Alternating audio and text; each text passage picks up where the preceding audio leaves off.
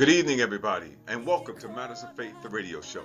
Matters of Faith is a show designed to bring issues of interest to you, the listening audience, that will challenge, encourage, motivate, and inspire you to keep the faith. I am your host, the Reverend Dr. J. Lauren Russell, and it's my job to engage you in stimulating dialogue that's inspiring, encouraging, motivating, dialogue and conversations that will help you build your determination, your commitment, and your character.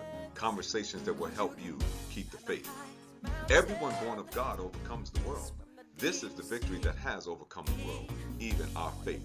1 John 5 and 4. And now, ladies and gentlemen, brothers and sisters, without further ado, it is time for Matters of Faith, the radio show. Good evening, everybody. Good evening, everybody, and welcome to Matters of Faith, the radio show, because it's 8 o'clock and it's time to get started. I'm your host, the Reverend Dr. J. Lauren Russell, and we are blessed tonight to have two fantastic guests with us, Elder Rolando Barber and Anthony Wells, Esquire. Tonight we're going to be talking about the article, One Leader at a Time. One Leader at a Time. Tell a phone and tell a friend. They don't want to miss this show tonight. Elder Rolando Barber and Anthony Wells, Esquire. Are the trustees in your house of worship knowledgeable of all of their fiduciary responsibilities? Are the disciples of your house of worship aware of the Lord's biblical economic strategies? Are you planning to renovate, build, refinance, or develop your church property? Well, the JLR company, J. Lauren R. Consulting LLC, is here to help you. Give us a call at 718-328-8096. That's 718-328-8096.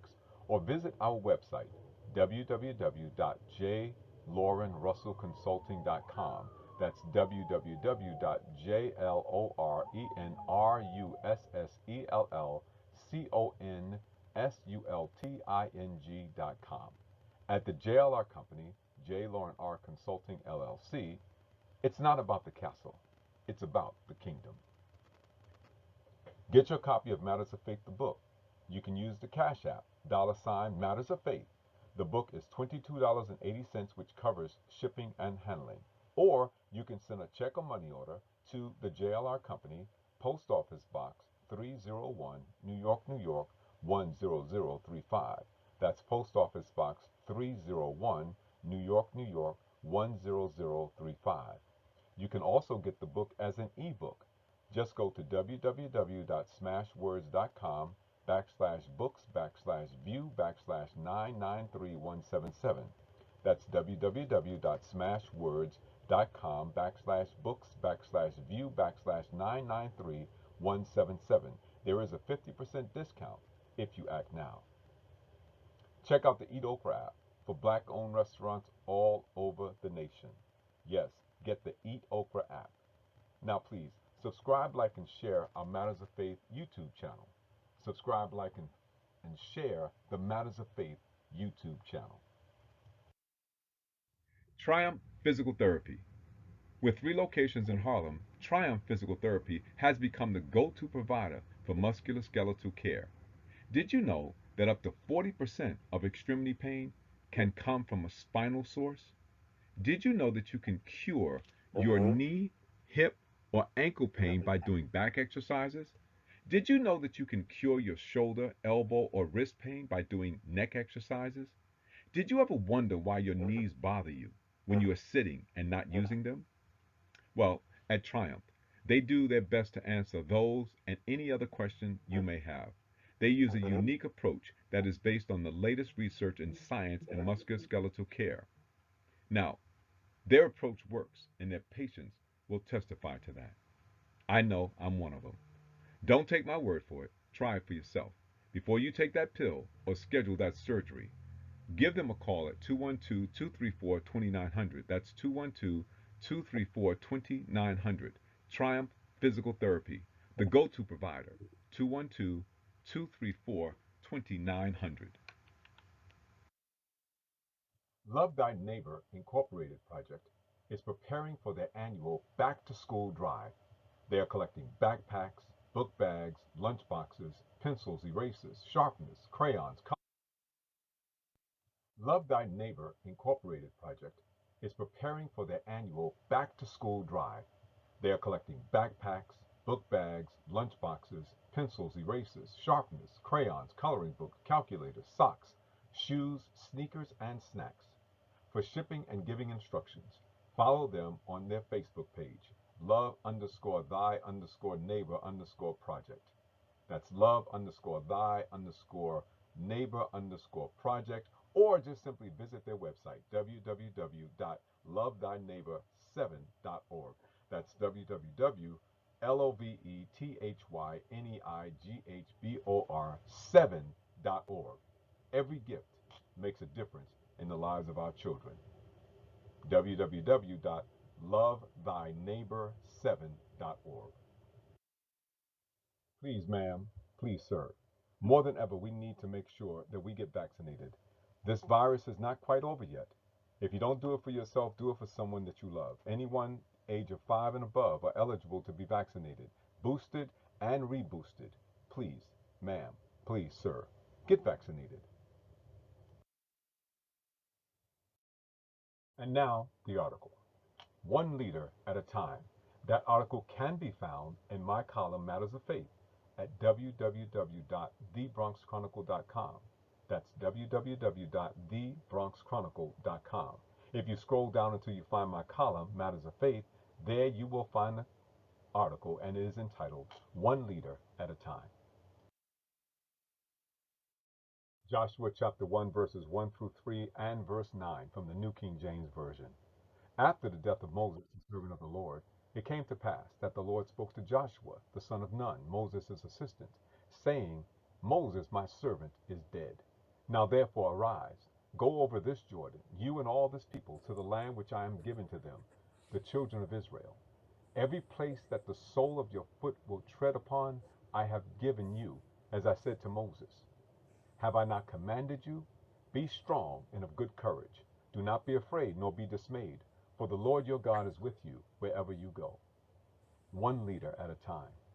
The Lord does not have two leaders at the same time. When a leader completes his task, the Lord always has someone prepared to take over that leadership role. Some may disagree with me or present the co-leading scenarios as examples. Let me acknowledge that there are instances where there are two people heading organizations, institutions, and even houses of worship. So let me clarify that I am referring to God's way of leadership, not humanity.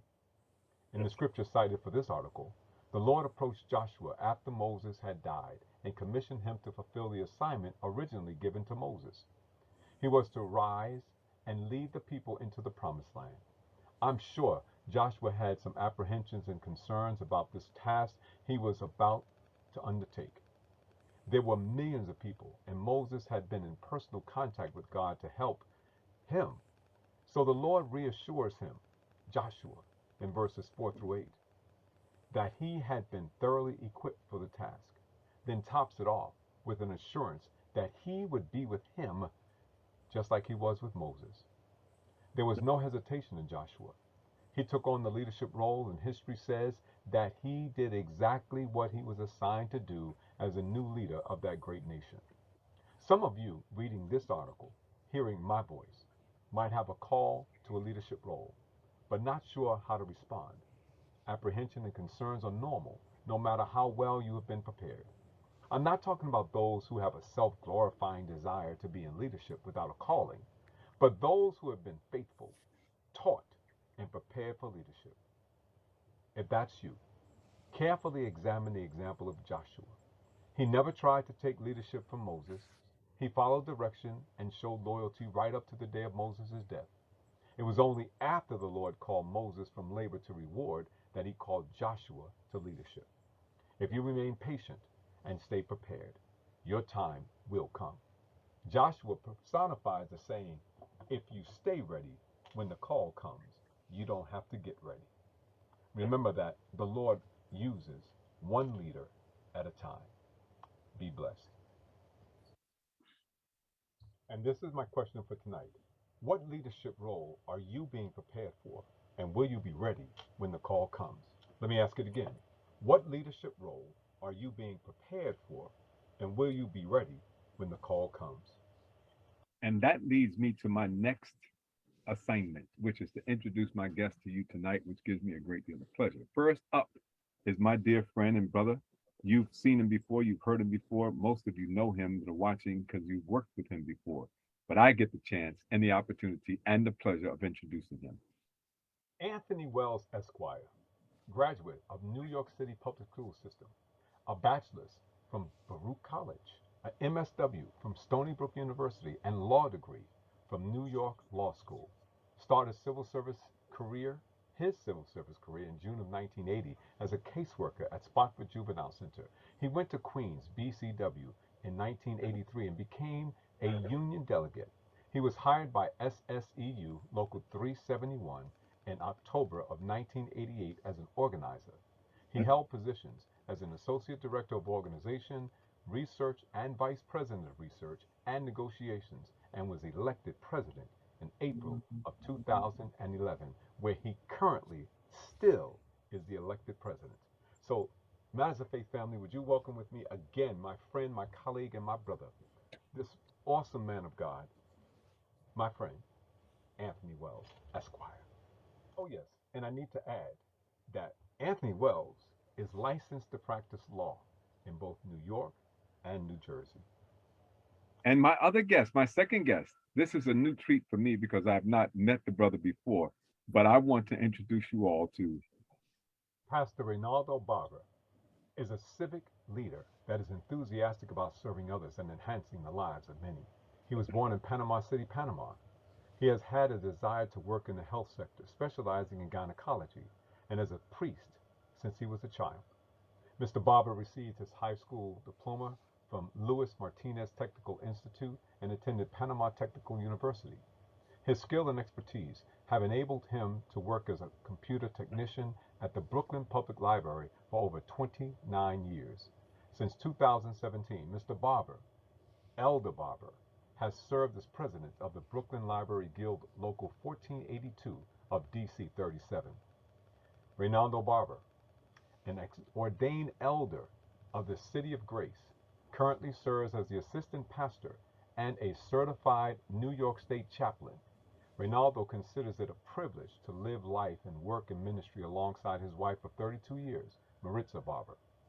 They are the proud parents of 3 amazing children, Rolando Jr., Chantel, and Jonathan Barber. Pastor Barber's enthusiasm for serving individuals and the community shines through in his pleasant demeanor and friendly heart. So, Matters of Faith family, I want you to welcome with me tonight my guest, this phenomenal man that you'll get to know intimately, Elder Rolando Barber. All right, so now I've introduced you. Everybody know who you are. Good evening, everybody. Welcome to Matters of Faith, the radio show. Let's stop and share so we can talk to our guests. God bless you guys. How are you? Bless you, Rev. Thank you. I'm doing good. Doing well. Thank you, guys. Yeah. Look at it. Look at this. This is just a wonderful person to be on here with, Rev. Obviously, it's always an honor to not just be on your show, but to hear your show and observe so many wonderful guests. And I think Elder Barber is going to be read in that long list, man. He's awesome. He's an awesome individual. Well, that's cool. See, and you know, I didn't tell him what the tie was, so he came with his tie on and stuff. See, we don't have one ties. We already know, but we wanted to surprise you. Well, no, hey, Rev, he asked me, and I told him to just be his most handsome self. And I got it. He did. So listen, I want to do this to you first, Elder Bob. I'm gonna just call you Rolando. I see you have Ron. I'm just call you Ron. Ron, listen. I've read your bio, so people know a little bit about you. But why don't you tell us something about you that we don't know and we really should know? Well, to begin with, I want to say thank you for this opportunity of being on your program tonight. It actually, to me, is an honor and a privilege to be alongside great men as yourself and my brother, Anthony Wells. So thank you for this opportunity. I grew up in a very tight community in Panama City. And at my teenage age, I did partake of a community youth league that did leadership for youth in the community. So I began my leadership training at an early age. And so I became an international camp counselor with the YMCA, training leaders in camping around the United States. So that was a big privilege for me. And then God sort of switched that for me because he had other plans. And so my wife and my children became members of this organization called at that time More Grace Redemptive Center. And I, so eager to teach the youth of the church recreation and other activities, camping abilities, I did join there. And so in that sense, the rest is history. So since then I've been, in ministry.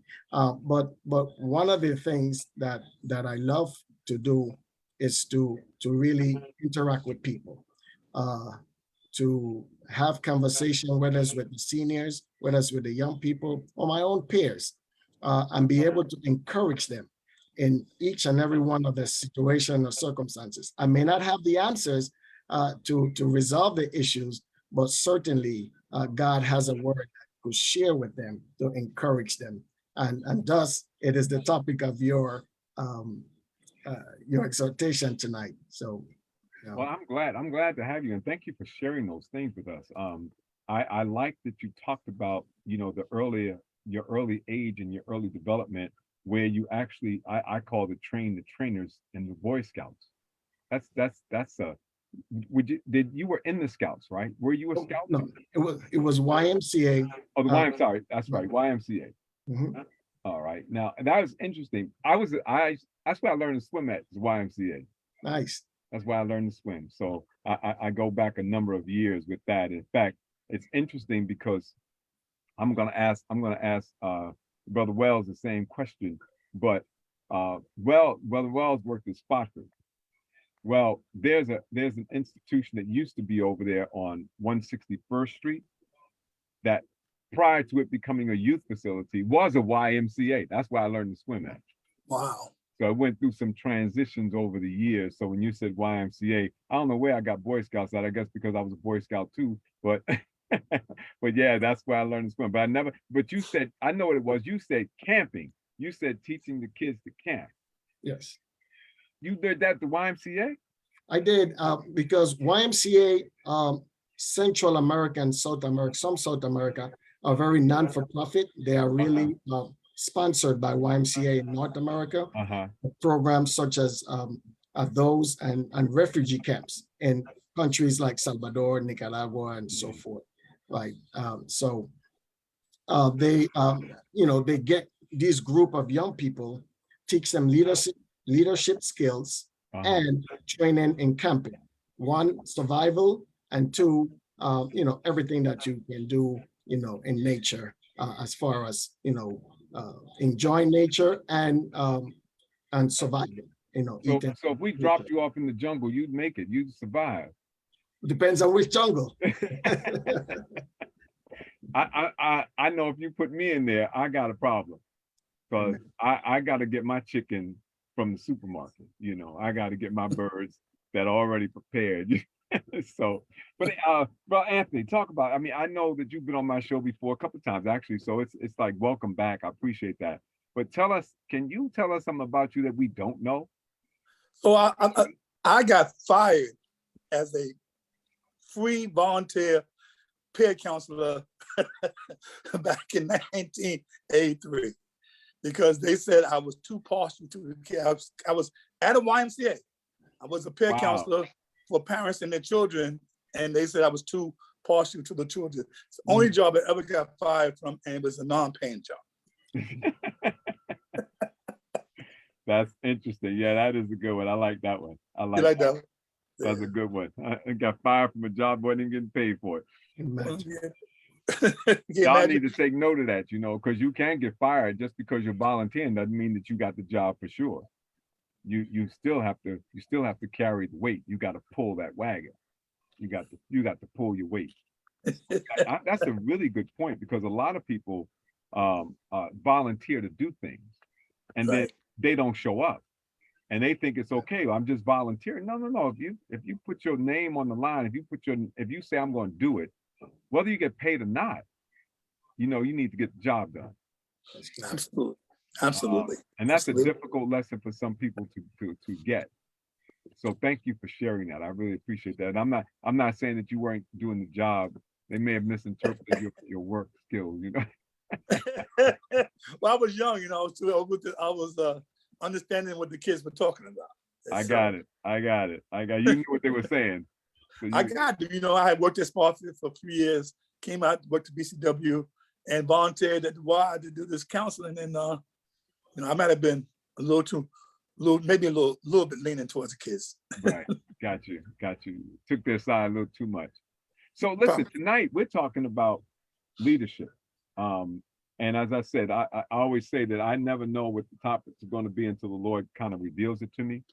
And so when he shared with me this topic of, you know, one leader at a time, and led me to look at Joshua and those verses of scripture that I read from Joshua chapter 1, verses 1 through 3, and then 9, you know, it was after Moses, the leader who had literally led the Israelites to the brink of the promised land. He was dead. So now a new leader was required in order to take them into the land. So this has a lot of implication. I mean, there's a lot of meat in this thing, because if you think about the training that went into Joshua and then that went into Moses before either one of them stood up to lead, all of us would say, you got to be crazy, because Moses was trained for 80 years. Mhm. 80 years in training. Joshua started with Moses when he started on his mission to free the Israelites from Egypt. So he was with them for about 40 years. Mhm. So look at that. 80 years and 40 years of preparation for a role that will literally encompass your entire life. And sometimes that's what happens with us. So when I wrote the article, I didn't have anyone in mind. I didn't have any particular thing in mind, but it was interesting because Anthony reached out to me and said, man, you hit the nail right on the head with me. And there was something about it that I needed to hear. So I don't need you to be specific if you don't want to, but tell me how this article touched you, Anthony. And so that, you know, that you, when I asked you to be my guest, you said absolutely.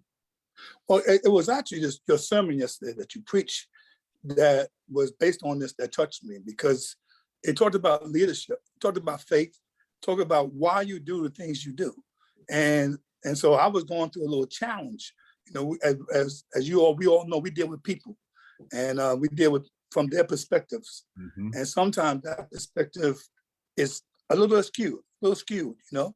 And every once in a while you get one that, and so this one person actually got to me. They got to me with, I tried to help them, wasn't successful, and they were not pleased, and they were not pleased with me because I didn't follow up with them, call them, and they went on a whole thing. I was like, "Are you kidding me?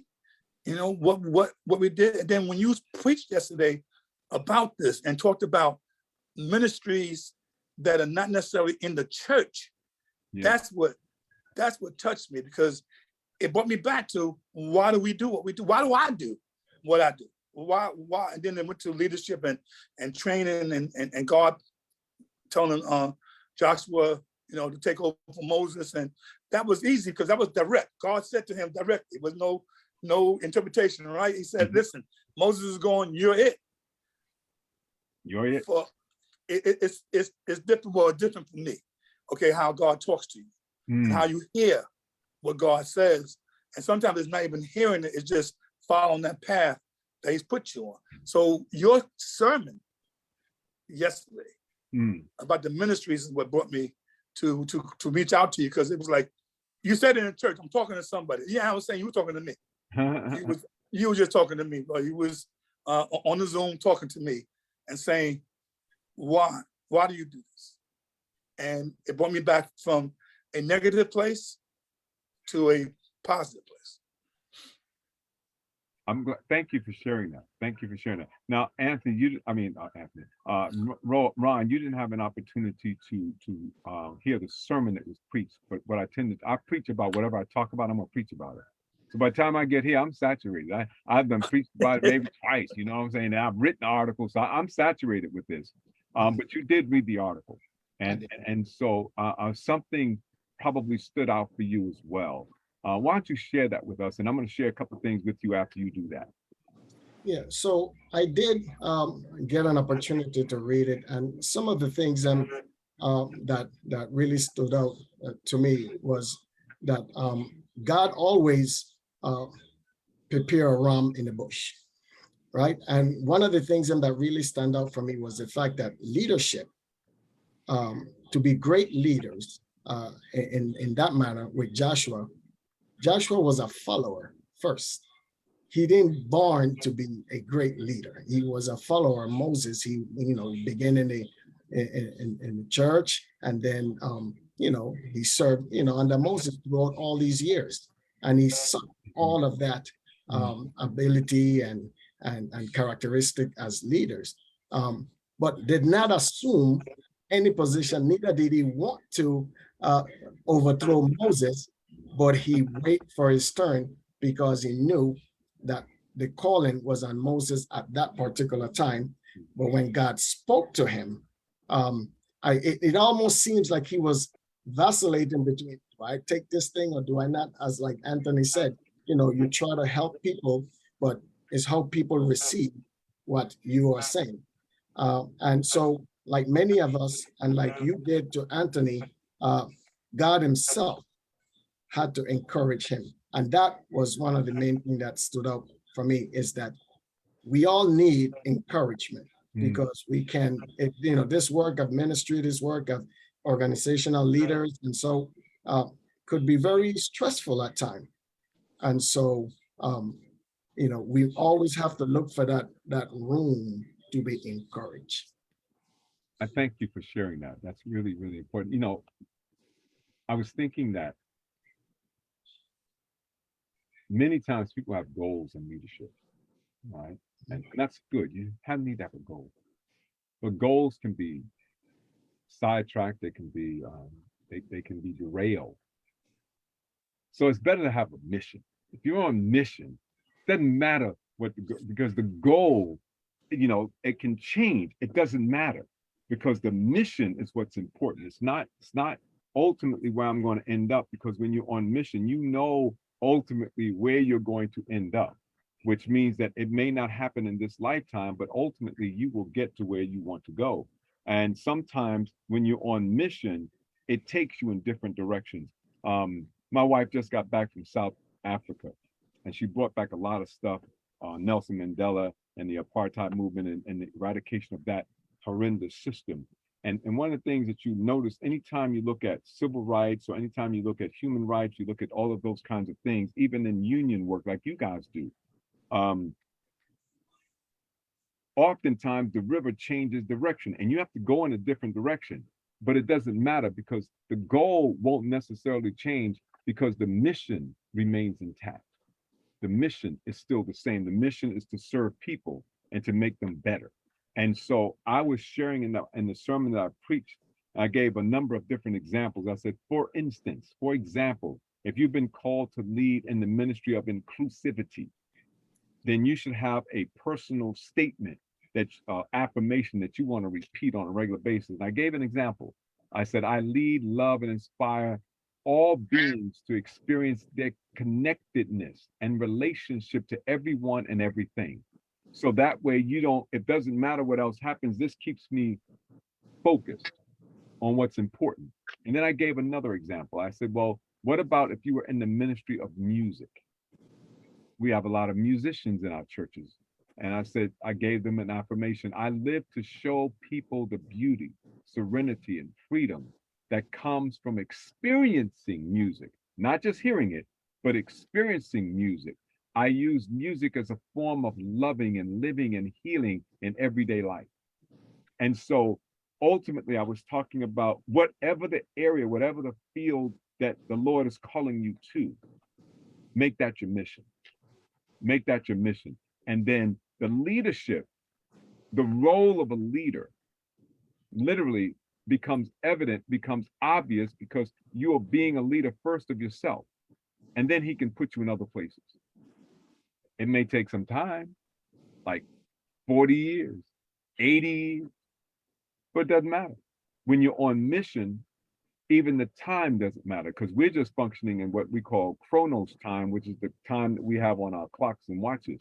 But God functions in kairos time, the perfect timing of God. Everything for a purpose and everything at the right time, his time. So that's what I was thinking. So when you said this yesterday in church, I heard this, the mission versus the goal. And I thought about that. And I said, well, I'm not sure where the interchangeable, where one over the other. But now, as you said a little more, it's a mission. But also, you get leadership, you recognize leadership at different stages of your life. Yeah. Right? I've been blessed to have been doing this since I was in high school. Mm. And what is this? And this is not being in the leader, but just trying to make things better, right, for people and oneself. Okay, and then, as you said, Joshua did 40 years. Yeah, I've been studying for 40 years and will continue to do so. So maybe I think I'm more agree with you a little bit now, more than I did yesterday, in terms of more than I did yesterday. Right? More of a mission, even though, because it's going to, see, if the mission doesn't change, then you're still on the same path, right? And those detours remain on the mission. Right. Your goal may change. Right. Right. Is that what you're? Yeah. Because your goal is really it's fluid, right? But the mission, the reason that you do those things. I have a personal mission statement that I repeat to myself every single day, every day. And if it doesn't fit into that paradigm, I will not do it. And it's simple. It goes like this. I am the best man doing the best ministry as an ambassador and a disciple of Christ to help sinners work out their soul salvation and to encourage believers so that they can strengthen their Christian walk. Now, where does that take me? That takes me anywhere that I can do those things. It's not because I haven't pigeonholed God in terms of me telling him where I want him to put me. I'm saying I'm available. You do what you want, because I'm the best man doing the best ministry as a disciple of Christ and ambassador of Christ to help sinners work out their soul salvation and to encourage believers so that they can strengthen their Christian walk. So if I'm doing that, if I'm living that, then wherever I am, in the scriptures, right? Wherever your feet land, I'm giving it to you. Wherever you stand, wherever you are, I'm giving it to you. That's yours. But if you're not ready to take it, you may as well not be there. Now, you guys are elected officials. You're elected into office, right? So, often, I mean, you know the office that you hold, but sometimes the work that you have to get done changes. But the goal, the mission doesn't change. Your mission is still the same. It's interesting, Dr. Russell, that you say that, because I was reading this great leadership trainer, Sam Chad, and so he wrote a book about the Panama Canal, where I'm from, and so it's about systems and structure, there's missions and goals and similarities, right? So the structures in actuality are set to help carry out the vision, the mission. Mm-hmm. And the system that you install are the ones that will just work out the logistics of that structure, right? For instance, so in Panama, we had 2 locks. And so some of the cruises, the smaller cruises, were able to go through from Atlantic to Pacific and Pacific to Atlantic, no problem. But the carriers were too big. And so in those locks, all those boats have about 1 inch of gap in between. So anything happens with those boats, if they're not carried through properly, it messes up everything, all right? And it gets stuck in there. That happened, didn't it? It happened last year, didn't it? Yeah, but they were able to back it up. Right, Yeah, right. it was something that one of the boats, it was too big and they weren't, but what they did, in order to fulfill the mission or the vision, Mhm. they created and excavated a wider lock so that those chargers, the transporters and all of those big ships, like the Queen Mary 2, the new one that comes out and all of that, now they are able to go through. So the mission now is fulfilled because the structure now, it is set in such a way that the mission now is fulfilled for the daily transit of all those cruises through the Panama Canal. So we don't lose that. The fact that once we set up our structure, it is just gear as leaders so that we can be able to propel, the mission or the vision that we have ahead of us. And what you said is so key, right? So what we do and how we affirm what we do, it is just that, so that we can be able to be motivated, and it is so key in all that you read today and everything that we're doing today, so that we could be motivated in order to help others without being discouraged by the behaviors, the attitudes, and the things that they say. I must share with you guys that sometimes as leaders, right? My bishop always used to say this to me, and kudos to Bishop Williams of the City of Grace: chew the meat and spit out the bone. So I'm helping leaders like Anthony and myself, that deal with people, a different type of people. Whatever they say, take the good from it and spit out the bones, because otherwise we will grow so discouraged that we not only that we lose sight of the structure, but we lose sight of the mission that we have ahead of us. I like that. That's good. That's a great example. That's a great analogy. I like to say, take it like a smorgasbord, all you can eat restaurant. You don't eat everything. Yeah. What you don't like, leave it. If it doesn't help, leave it. If it's not good for your health and nutrition, leave it. Some people want to eat everything. Yeah. They take it all in. And then they gotta digest all of that stuff. And then they have to release it. And sometimes you don't. I heard a wonderful analogy today. I was watching something on YouTube, and the professor says, how much does this bottle of water weigh? How much does this bottle of water weigh? $1. What do you say, Ron? $1? How much? No, not cost, but how much does it weigh? How much weight? Weight? Weight. About a pound. About a pound. What do you say, Anthony? Yeah, I go with that. A pound or 2 pounds. I know we know it's, we look like it's 16 ounces. So It's 16 ounces. It's 16 ounces. Yeah, so we can go with a pound, Okay. 2 pounds. All right. Now, it really doesn't matter what it weighs. Because It matters how long you hold on to it. Mhm. Because if I hold on to this for 5 minutes, it's a pound. If I hold on to it for an hour, it gets heavy. If I hold on to it for 6 or 7 hours, it's going to make my arm cramp up, and I'm going to be in trouble, right? Amen. Amen. It's kind of like what we do with things that people give to us. We hold on to it. So it doesn't matter how light it is, but the longer we hold on to it, the more weight it carries. I thought that was a great analogy, because we do that. We hold on to stuff that people put in our lives, and we take it as if it's something that we're supposed to hold on to, and it weighs us down. The longer we hold it, the more damage it does to us. So we got to learn to release it. Doesn't matter how much it weighs. Yeah. It just matters how long you hold on to it. So, but that's in so many, but Rev, that's such a deep analogy. And there's in so many different areas. You can look at one, you could look at it on the path to forgiveness, right? absolutely. We hold on to it. Or Absolutely. the situation I talked about, which was Saturday, Mhm. and I held on to it for 24 hours. Right.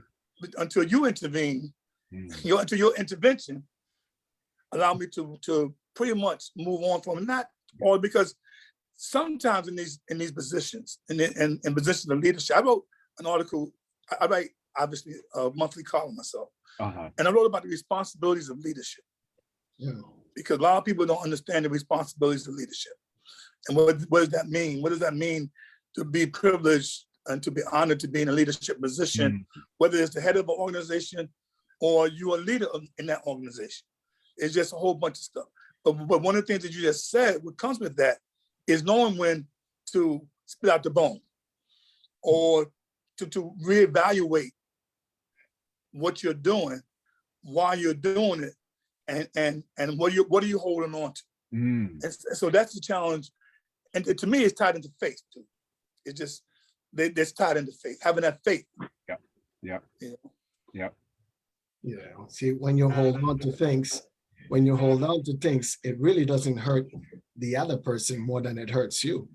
You know, Yeah, it exactly. really affect you internally, emotionally, and in everywhere else because you're not releasing that. And that's why, you know, in the faith, we believe that, you know, you confront the situation, the person, and you express those things. You don't harbor those things, you know, you release those things and you come to, you know, either forgiveness or the understanding that, hey, we got to work this thing out, and maybe take a little bit of work on both parts. But as leaders, we got to, you know, really absorb those things and really be able to forgive and move on. Because once we harvest it, then it becomes, you know, toxic to us itself. So, Well, I So like talk about that the- word. I like that word harvest. So Mm. you say harvest, which means is that you're breeding it yourself.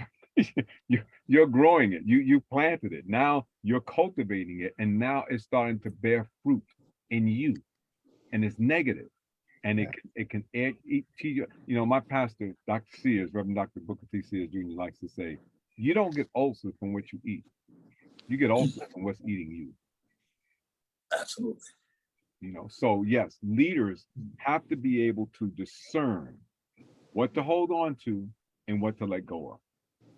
Because you can hold on to something, as you say, Anthony, you can hold on to it for a day, you can hold on to it for a week, a month, a year, but the longer you hold it, the more damage it does to you, not to the other individuals, but to you.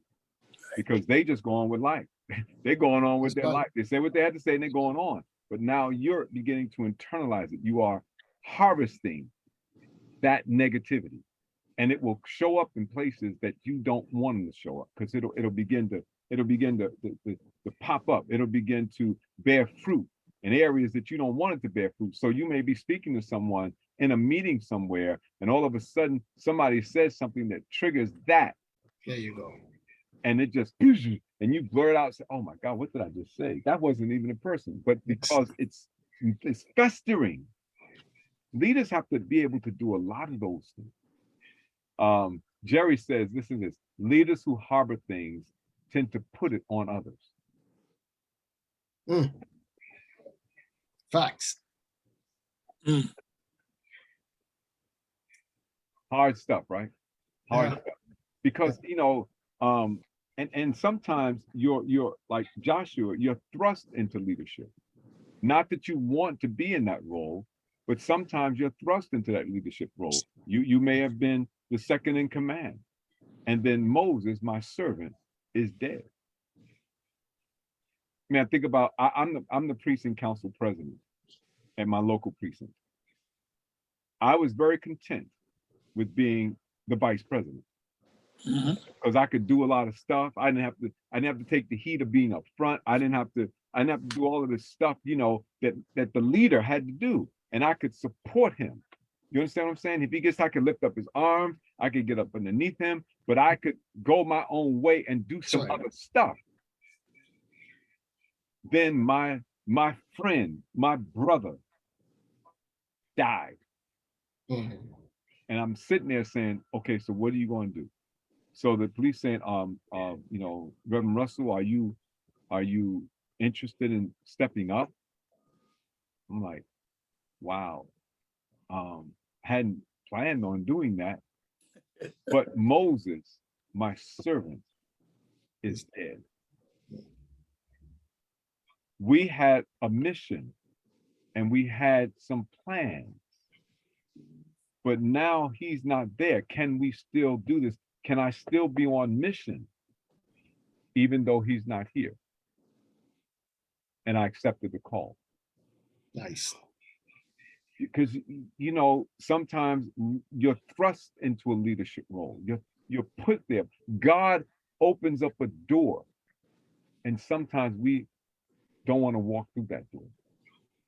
And I didn't know all of the things that I needed to know about, you know, being the president of the precinct council, even though I served as the vice president. Because I bet you guys didn't know what you were getting into when you got elected into the presidency either. I was kind of lucky though. I really had some. I've been around some strong union leaders who did leadership. I learned to listen. I watched. I took the responsibility seriously throughout and the mission wasn't to be president. Right? That wasn't the mission. The mission, I'm gonna use your word now. The mission was to maintain a viable organization that addressed the issues of the members, right? And that takes on so many different roles, so many different ways. So I really always say I've been blessed from having a counselor in high school named Charles White, who taught me about student government at a young age, to Charles Ensley, who is well known throughout the union movement, and Ivy Clixton, academics named Stu Lee, a whole bunch of people who actually took the time to share knowledge, right? To share the information. Yeah. And the question was whether you were Stanley Hill, great union leader, Lillian Roberts, all these people, right? And people who are contemporaries who you don't know their names, who are contemporaries, who are leaders, not necessarily of organizations, but within the organization. And you take the time to listen. You get an opportunity. So even when you're thrust in that position, right? You can have some preparedness. Nothing prepares you for it until you do it. I think, Rev, you could, for all of us. I mean, when you became a reverend, were you prepared for all the things? Were you prepared for all these leadership positions that you now hold? Were you prepared to do all this? Yeah. I didn't even know all these things existed. No, not at all. I mean, no. You know, and I know the Lord was calling me, right? And he had the call was real. And I was like, okay, I was in financial services. Right. And so I had my own office. You know, I hired agents. I said, look, I'm gonna hire people who believe like I believe. And I was able to do that. I was able to hire an office, and I had office pretty much of believers. And it didn't matter to me, you know, that you believe as a Christian or a Jew or Muslim. None of that. It just mattered that you had faith in God. And then I started doing workshops and seminars, doing financial services from a biblical perspective. And, you know, I said, well, you know, this is what the Lord placed on my heart. And, you know, I had no idea where that would take me, but it didn't matter because the mission was real clear, right? The mission was clear from day one. And then when I got into ministry, not only was it there financially, and then the Lord said to me one day, it's time for you to move, go do something else. I'm like, what am I going to do? This is what I know. I've been doing this since I was 24 years old. I built a little career. You know, I'm doing pretty good right now. Where am I supposed to go? I don't even have a degree. He said, I'll tell you when you get there. Just follow my lead. He's like, man, what am I going to do? And I got a letter that came across my desk that day. A friend of mine was looking for a manager, right? A marketing manager. And I read the letter and I said, I need all these qualifications except that I don't have a degree. So I called him. And he said, you know, he said, but you have your own business. I said, yeah, but I got to make a change. I didn't tell him why, but I got to make a change. He said, okay, let's talk. Went in, talked to him, they hired me. So Anthony, to follow up on your story, I worked for them for 1.5 years and they fired me. First time in my life I've been fired. And they were paying me and they fired me. So, you know, I was like, oh man, so now I'm said, Lord, you know, I did what you told me to do. Now I'm out of a job. My wife was away. When she came back, I had to tell her I had no job. So I'm like, Lord, come on now, you can't be serious about this. And I was getting ready to have a Job moment, woe is me, all this. And then I turned on the television and I heard the announcer say, we repeat, TWA Flight 800 has crashed. Mm. There are no survivors. I said, Lord, I'm sorry. I wasn't on TWA Flight 800. I'm still here. What do you want me to do? You know what he said? Go back to school. If I ain't got no job, ain't got no money, he said, I don't care. Go back to school. And I went and applied to NYU Nice. and got in. Now I couldn't afford it, but I got in. So I took one class, but it was one of the best classes I've ever taken. It was research writing, one of the best classes I've ever taken, which has equipped me to do the writing that I now do, and to be able to research it. It was one of the best classes I've ever taken in my life. Then I went on and got my undergraduate degree from what was then called Audrey Cohen College. It's now the Metropolitan College of New York. And I'm proud of that because they did something around education that was unique. They have something called a constructive action project. And a constructive action project is like writing a business plan every semester. I loved it because I was in business. But this is great. I was having conversations with my professors. They were teaching me stuff and I was teaching them stuff because I had been in business sometimes longer than they'd been teaching. So it was a really interesting paradigm.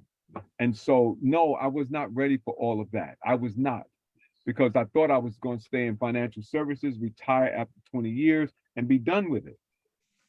But the Lord had other ideas. Yeah, I did follow up on that too, Dr. Russell, because when I got into the union, I had been with the library for maybe 10 years. I never got involved in any meetings, didn't do any of that stuff. What got us or got me to get involved was that no one wanted it to step up and fight for our titles as an IT technician and to get our right salaries. And so I started going to the meetings and started getting involved and realized that my predecessor, God rest her soul, Eileen Muller, she took me in and tried to show me all the things that we needed to do in order to get to the goal that we wanted to achieve, which is our salary adjustments. And so in the midst of all of that, then I became an advocate, right? Going out to the branches, getting information, delivering information, and doing that, not really knowing or thinking, right? That, hey, maybe one day I want to be that position, right? And I said, but because it wasn't a thought in my mind. Right. And so, things happened. She got sick and then she retired and then, she passed, and I became the person for that position. And Anthony could probably attest, I got to the headquarters and I didn't know what to do. I sat on that desk and said, what am I supposed to be doing? What is all of this? And so time elapsed and then you start getting cases and start doing things and you start learning, oh, so this is what it's all about. And so you keep learning. But I say that to say, in the words of my overseer and pastor, David Long, that God does not call the qualified. That's right. He qualifies whom he calls. That's right. And so we always have to remember that as leaders, because sometimes we may have, may not have all the credentials and everything that the position may call for, but it's not the credential that is in what God is looking for, because we can have more degrees than a thermometer, but it doesn't really matter, because unless you are a thermostat, you are no value to God. You could be a thermometer and you can measure all the temperature you want, but unless you are that thermostat that you can control the climate, make a difference, that is what we as leaders ought to be. You know what I'm saying? Anthony, I'm gonna let you jump in because I saw you chomping at the bit, but I want to. No. I'm listening. He's awesome. I just Yeah, that was an awesome thing. I always, people, the degrees. I asked you, I said, how many degrees are there in a circle?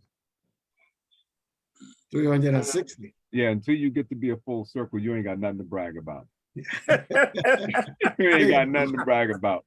There you go. So it's like it's funny. I mean, I finally got the undergraduate degree. I got the master's degree. Have an honorary doctorate. I didn't earn that one yet, an honorary doctorate. But it does. That's even if I earn, that's three. That's three. There's 300. There's 357 left. You'll never, ever go full circle. And the more you learn, the more you realize you don't know. Yeah. And I always say, man, I obviously have degrees also. They don't make you better than anybody. They don't make you better than anybody. Okay, it just gives you a skill set, maybe, right? It gives you something that you accomplished, definitely, but it doesn't make you better. Maybe it doesn't make you. I know a lot of lawyers and who ain't the smartest people in the world either. Yeah. Okay, I like to laugh when I say, and y'all think all lawyers are smart, right? I love saying that. I love saying that. I love being in a room with somebody and they went to Columbia Law School. I went to New York Law School. I love it. Right. I said, ain't we in the same room? I'm saying, where do you work? So I agree with you that it doesn't, and that didn't become full circle, but it adds some if you utilize.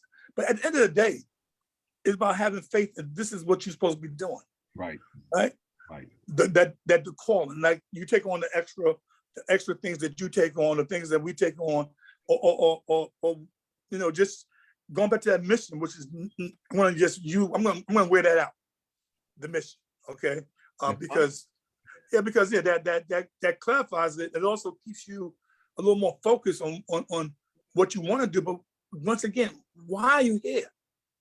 It has to come down to why you here. And the answer you may not always like the answer, because sometimes why you're there is for the person in the mirror, not for anybody else. Right. Right. Right. Well, I think in the article I talked about a self-fulfilling desire, to feel some self gratification that you're looking for. It's not about you. It's never been about you. Like all of those affirmations I shared, I'll probably share them with you in the next hour, but some of them anyway. But all of them, if you notice them, none of them really focuses on you. The focus is always on them. What are you doing to make life better for others? If that's not a part of your purpose, a part of your mission, then you need to reevaluate your mission, because that's what it's always been about. At the end of the day, nobody cares how many degrees you have. Right. But they just want to know that you care. That you cared enough to the information, that maybe what you learned, what you gleaned, what you acquired, that you used it to make life better for others. I mean, for me, that's what it's really all about. I'm gonna say this. I'm gonna sort of go back to the beginning. I'm gonna read the article again. Talk about my sponsors and advertisers, and then we'll do the second hour. But interesting, my dad was an interesting man. My dad's been dead since 1977. My dad was one of the most interesting men I've ever met in my life. He was certainly my hero. I remember one day we were driving along and there was a park, Crotona Park. I'll never forget. I know exactly where it was. You remember those cement, they were swimming pools, but they were for little kids. And they used to have the sprinkling stuff. Yeah. Well, kiddie pools. Yeah. We came by a park, and this woman came running out of the park with her child. He's probably about 3 or 4 years old. And she had him in her arms, and he was listless. He was just hanging there. And she said, "My baby." My father stopped. Father said, "Give me the baby." And she asked my baby. He said, "Give me the baby." He took the baby and administered CPR on that child. That child spit up water and began to breathe. We got back in the car and we drove away. That woman does not know who my father was. She never saw my father again. For her, it's probably an angel who just appeared out of nowhere and saved this child's life. I'm standing there in the car, sitting there in the car, and I'm looking at this, and I am awe-inspired. I'm just looking at my dad like, what kind of a man are you? People don't even stop to help people, but he did. And so, I think that was part of my training, Mhm. that the Lord was training me way back then to be concerned about people's life. That child's life meant something. That woman who had a lifeless child in her arms meant something to my father. My wife, my mother watched and she was just in awe. I don't remember the conversation after. I don't know what we said. I don't know. All I know is that baby was alive when we left it, breathing and able to live. Hallelujah. Nice. I thought I'd share that. So let me share my screen again, and then we're gonna come back. We're gonna Okay. talk about other things and stuff. We're gonna have a nice conversation. We're gonna end it out right now. I'm gonna disappear for just a minute. I'm going what they call ghost on you. I'm going ghost, and then I'm gonna share this, and we'll just go ahead and we'll start. And you can disappear for a minute too, Ron, if you want to. Okay. And I'm just gonna introduce my sponsors. I'm gonna read the article again, put the challenge question back on the screen for everybody, and then we're gonna do our second half. All right, very good. I'll be right back. Are the trustees in your house of worship knowledgeable of all of their fiduciary responsibilities? Are the disciples of your house of worship aware of the Lord's biblical economic strategies? Are you planning to renovate, build, refinance, or develop your church property? Well, the JLR company, J. Lauren R. Consulting LLC, is here to help you. Give us a call at 718-328-8096. That's 718-328-8096. Or visit our website, www.jlaurenrussellconsulting.com. That's www.jlaurenrussellconsulting.com. At the JLR Company, J. Lauren R. Consulting LLC, it's not about the castle, it's about the kingdom. Get your copy of Matters of Faith, the book. You can use the Cash App, $ Matters of Faith. The book is $22.80, which covers shipping and handling. Or you can send a check or money order to the JLR Company, Post Office Box 301, New York, New York 10035. That's Post Office Box 301, New York, New York 10035. You can also get the book as an ebook. Just go to www.smashwords.com/books/view/993177. That's www.smashwords.com/books/view/993177. There is a 50% discount if you act now. Check out the Eat Okra app for Black-owned restaurants all over the nation. Yes, get the Eat Okra app. Now please, subscribe, like, and share our Matters of Faith YouTube channel. Subscribe, like, and share the Matters of Faith YouTube channel.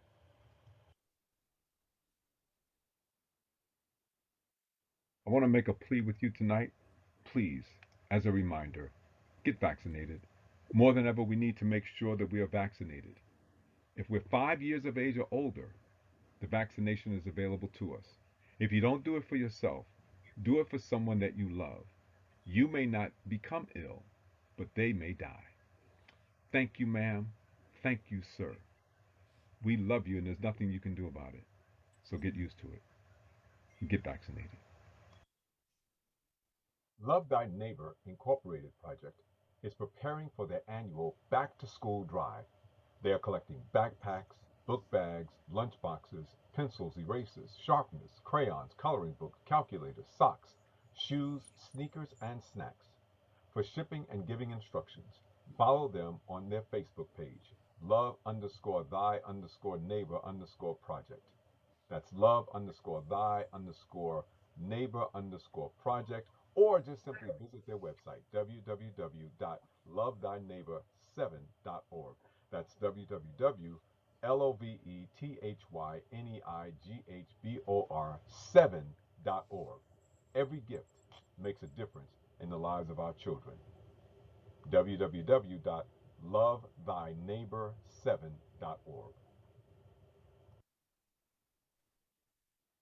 Joshua chapter 1 verses 1 through 3 and verse 9 from the New King James Version. After the death of Moses, the servant of the Lord, it came to pass that the Lord spoke to Joshua, the son of Nun, Moses' assistant, saying, Moses, my servant, is dead. Now therefore arise, go over this Jordan, you and all this people, to the land which I am giving to them, the children of Israel. Every place that the sole of your foot will tread upon, I have given you, as I said to Moses. Have I not commanded you? Be strong and of good courage. Do not be afraid, nor be dismayed, for the Lord your God is with you wherever you go. One leader at a time. The Lord does not have two leaders at the same time. When a leader completes his task, the Lord always has someone prepared. So this is 17th Street. I'm looking for delivery. You just let them in. Disagree with me? Because I have now. Co-leading Thank you. scenarios as examples. Let me acknowledge that there are instances where there are two people heading organizations, institutions, and even houses of worship. So let me clarify that I am referring to God's way of leadership, not humanity. In the scripture cited for this article, the Lord approached Joshua after Moses had died and commissioned him to fulfill the assignment originally given to Moses. He was to rise and lead the people into the promised land. I'm sure Joshua had some apprehensions and concerns about this task he was about to undertake. There were millions of people, and Moses had been in personal contact with God to help him. So the Lord reassures him, Joshua, in verses 4 through 8, that he had been thoroughly equipped for the task, then tops it off with an assurance that he would be with him just like he was with Moses. There was no hesitation in Joshua.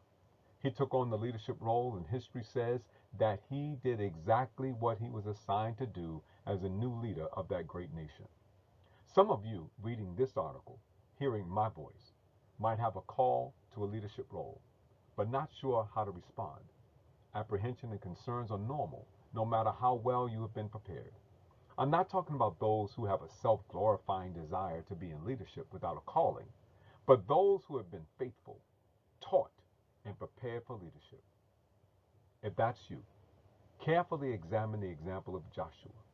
He never tried to take leadership from Moses. He followed direction and showed loyalty right up to the day of Moses' death. It was only after the Lord called Moses from labor to reward that he called Joshua to leadership. If you remain patient and stay prepared, your time will come. Joshua personifies the saying, if you stay ready when the call comes, you don't have to get ready. Remember that the Lord uses one leader at a time. Be blessed. And this is my question for tonight. What leadership role are you being prepared for? And will you be ready when the call comes? Let me ask it again. What leadership role are you being prepared for? And will you be ready when the call comes? All right. That takes care of that. Now, let's just disappear from that. I'm back with you. Thank you so much for allowing me to do that. Remember, please be governed by the announcements that you heard and support those who support us. It's really important that that we really support those who support this ministry, and they have supported this ministry with their with their just because they actually contribute. So please support them. Eat Okra, the JLR company, JLR Consulting LLC, the therapist, Triumph Physical Therapy, they've shown themselves to be loyal. And if you have a problem and they can help you with it, I guarantee you they'll do it because their mission doesn't change. So praise God for that. Yeah, they're good like that. So, hey, we're back. And I wanted to pick up right where we left off. I was telling a story, but I'm not going to tell anymore. I want to get to Anthony. You got to unmute yourself because I muted you. You started talking over there, so I muted you. I know. I thought I was muted. I'm I apologize. That's all right. That's okay. I remember one other time you thought you were muted. Oh yeah. And it was funny. It was funny. And I paid it no mind whatsoever. No, yeah. No problem. So listen, the question that I'm asking, right? What leadership role are you being prepared for? Now, for you guys, you've been placed in these leadership roles. So let's talk about some of the preparation that went into it. I kind of mentioned my dad's that situation when I was a little boy. I could have been more than about maybe 8 or 9 years old. And it impacted me. I'll never forget it. And he did some other things too in life that I saw that had the same kind of an impact. And I look at that as contributing factors to my leadership and the compassion that I have for people. And it really doesn't matter. You know, people can and will mistreat you. They'll misunderstand and they'll do all kinds of things, evil things, you know, but it doesn't matter because what they do is on them. What I do is on me. So can I talk to you initially, Anthony, about some of the training that you went through? You started talking about it, but let's elaborate on that a little bit more, because I think there's people out there who are listening to us who are going through the training phases for leadership and may not even be aware of it. Yeah, because sometimes you can do that and not be aware of some of the training is direct, some isn't. So I've been talking lately about 2 experiences in my life. I used to be a stutterer. That's why I talk so fast, because I used to be a stutterer. I remember in the 2nd grade, a teacher told me to go home, and I started bad. I was playing George Washington in the play, and I tried to get out of it, like I was sick. Because there's a word in the play I knew I couldn't say without stuttering. It's crazy. But the teacher told me go home, look in the mirror for the whole summer. I did, and that stuttering pretty much went away. And then I lived in Bedford-Stuyvesant. I always tell the story. I had a 3rd grade teacher named Miss Chandler who taught us French in the 3rd grade. And what kind of training was that? That wasn't direct training, but yes, it was. It was training that you can do a lot. You can accomplish a lot. You can do things. I was blessed, like I said, in high school. Charles White was the student government counselor. He got me involved. I got involved with student government early, and then I've been blessed along the way. For me, the preparation that I didn't have is that spiritual foundation. It's that faith connection. That's and to me, that's so important because it guides you in what we do, right? So we're in leadership positions. We're in positions, but leadership is not necessarily a position, because you could be in a position and not be a leader. And of course, you could be a leader and not have a title. Right? You just a leader. People listen. People follow. We have so many people in our unions who are not delegates or shop stewards, but they're leaders on their location. So you don't have to have that title. So for me, it's like a conglomerate of things, the blessings that I've had, the people I've been around, the people who have taught me, who have tolerated me, who have believed in me. And my mother, God bless her soul, taught me years and years ago about being nice to people. Because she was nice to everybody. And that's part of the training, being nice to people. So that's just where mine comes from. And you and I have these conversations about strengthening one's faith.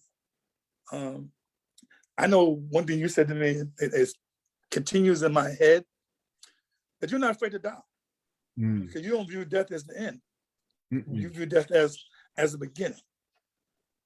That's an awesome thought. Well, you know, Anthony, it's interesting, right? I look at our youth, our young people, and you know, the reason that they are so scary to us, they don't fear death. And whenever you have a person who does not fear death, they can become very, very dangerous, or they can become very inspirational. And the choice is up to them. And so if we find, you know, like kamikaze pilots, you know, they didn't know how to fight them. You know, the Vietnamese, they didn't know how to fight them because they didn't, if you kill them, they look at that as glorifying. So it's hard to fight against somebody who does not have a fear of the one thing in life that everybody fears, which is the fear of death, the unknown. And so, I think about the people who went before me, the people who laid the foundation. All of them are gone. So I'll be in good company. Jesus over there, I'll be in good company. It doesn't really frighten me because, whatever work that I'm supposed to do here, if I don't get it done, then it wasn't my assignment. Right? You can't do more than you can do. Like you can't be any place but where you are. And then I'm gonna let Ron jump in here, but I wanted to share. So you mentioned, you said that the church, the foundation of a relationship with the Lord. See this little book right here? This is a Bible. This is a New Testament Bible, right? Y'all see it, right? Yeah. New Testament Bible.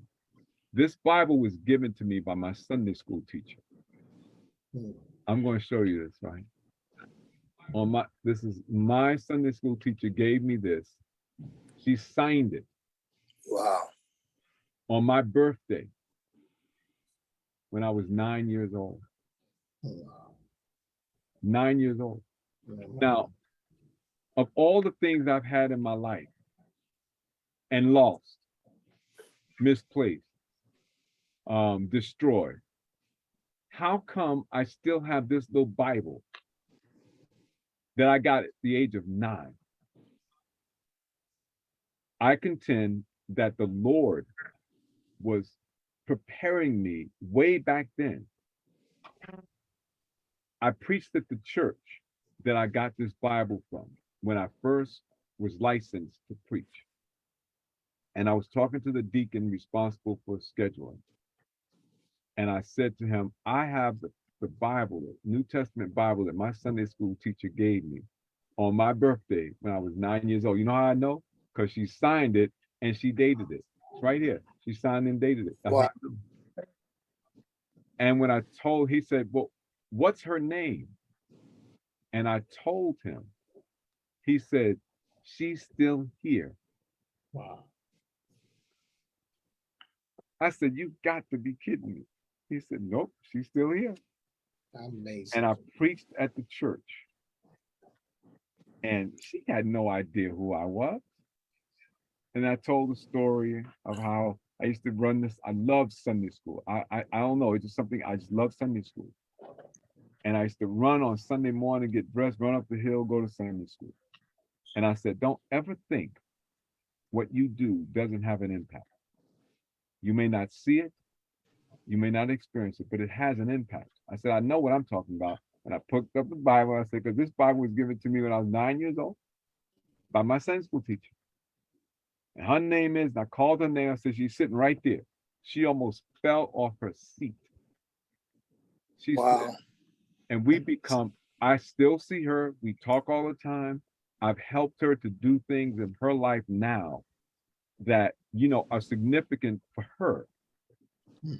And she's not that much older than I am, but I didn't, when you're a kid, you don't know. She's older, so I thought she was like this grown woman, right? But she's not that much older than I am. Wow. But that's what I'm talking about, foundations being laid. And it's interesting because I didn't go to church. I went to Sunday school. Okay. So at our church, at Anthony, he joins me, and I invite you all. We do what I call spiritual enrichment hour at 9:15 in the morning. For me, that's the foundation of the church. It's the foundation. If you're not involved in that aspect of the church, you really can't grow, because all you're doing is getting the sprinkling, right? But when you come into the teaching part of the church, that's it. you can drill down deeper and find out how God is speaking to you from a much more intimate level, at a much more intimate level. And that, the educational part of any institution is the most critical part of that institution. Okay, Ron, I tell you, Melissa, you jump in, I'm talking too much. No, I'm really absorbing all that you guys are, imparting, because I realize, that the foundational aspect of our life comes from, our youth. everything that was really input into us while we was young. And, we continue to carry that into our adult life. And what we do now is that we develop those gifts and those notions, those foundational information that was instilled in us when we was young. And so, for me, it was my great grandmother. She, she didn't go to the church. I used to go to the Catholic church, but at the 11 o'clock service, because that's youth service. And so, you go in there and you look at the girls, and then at the end of service, you just go your way and do all your stuff. But certain things used to click on me, right? So I didn't understand it fully. So one thing that happened to me, an experience, and I'll share this, I have not shared this with almost no one. So while I'm in that service, I used to look at the Christ on the wall, because it's a Catholic church. So they have this big cross and the Christ on the wall, and talk to him and say, okay, you're my brother, right? You Godson. Okay, I am too. And so I need you to tell him this. And the communication was that every Sunday, not knowing that, understanding that this is the way, we ought to pray unto God, right? Until later on, when you really fully understand. And just as you said, Dr. Russell, that, if you don't get into a spiritual filled church where you can be nurtured, not just preach, because preaching is just that. You're absolutely right. Just sprinkle. But when you are taught, you go to Bible school, Sunday school, and so on, then you can ask questions and you can develop your knowledge of God in those classes and stuff. So those was things that help develop us as leaders, right? When we can go in and dissect the word of God and really study it. That ain't that what God said? Study to show yourself approved, right? And this is what we are to do, right? So I noticed one thing that in my bio, so none of you or you, Dr. Rosa, didn't even ask about why I wanted it to be a gynecologist, back in the young. I was gonna come back to that. We got more time. I left it alone myself. So back in the days, right? So I was young. I probably was about 8 or 9 years old.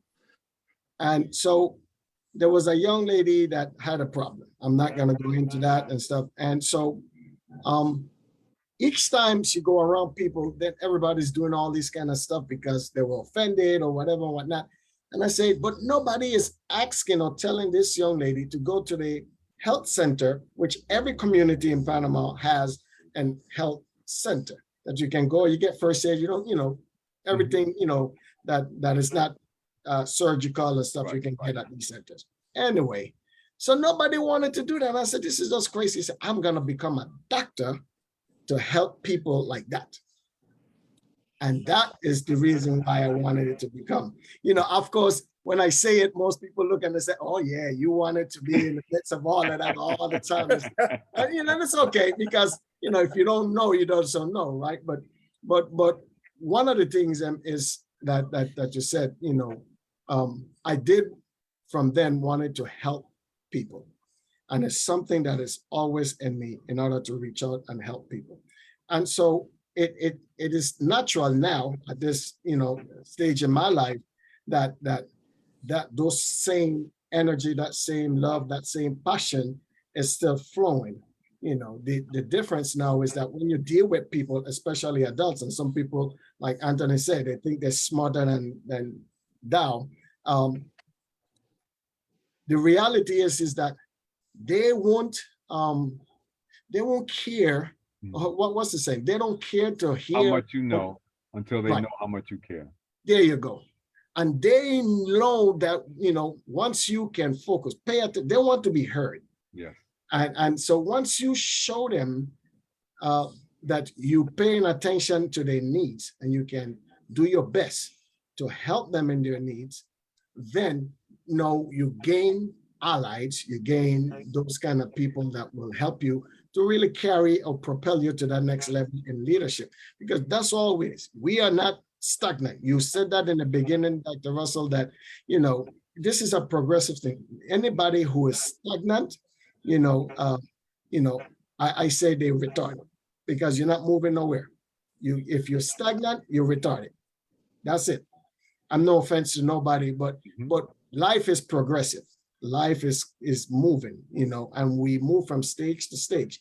You know, a few years ago, I had a flat top, and life changed. It didn't stay stagnant. It kept moving. So now I have a flat ball, and so, but life changes, and so my expectations changes also too, and the people expectations of you changes also too, depending on what their needs are and whether it's met. And so, you know, I believe now that I am in a place where I can live those goals and those things that I set myself to do, which is to help people both in the church, in the community, on the job, you know, and on the union. In this leadership role, it is important. So these are the things then that help me in training and getting informations from leaders like Anthony, who really undergird me in the union and really teach me a lot of stuff from the union perspective, you know, because, you know, I am not political, but you have to know what you're dealing with in the political realm and everything. And there's politics everywhere, including in the church. So that, let's just put that out there, right? There's politics everywhere. So, but you know, it's people like Anthony that really help me, you know, and others like to understand the role that I am doing and to correct, you know, my mindset, because, you know, I believe as Anthony has said, you know, you could be, you know, a leader, or you could have power and have no authority, or have authority and have no power. Right. But it is very dangerous to put power in the hands of fools, because of problem, right? And so we want to be able to absorb those things and develop it in a way where we can be effective serving the people that are entrusted in our hands. Well said. Well said. You know, I had a manager, Latta Cook, and Latta used to say something very interesting. He used to say all the time, he says, when I became a sales manager with New York Life, he was my manager, and he said, there are two types of leaders. There are those who have position, Mhm. and then those who have influence. Ah. He said, which do you want to be? And I said, well, you know, I want to be influential more than anything else. However, being in a position gives you the authority to do some things. So I want to be in position, but I want to do it through my influence. So I don't want to have just a position and no influence, because then people will do what you ask them to do just because you have the authority. But if you're in the position and they do it because they feel like it's going to be a benefit to them and they want to help you, it's a much better scenario. So I always keep that in the back of my mind. You know, what kind of leader are you? Are you leading because you have a position, or are you being influential with the people that you lead?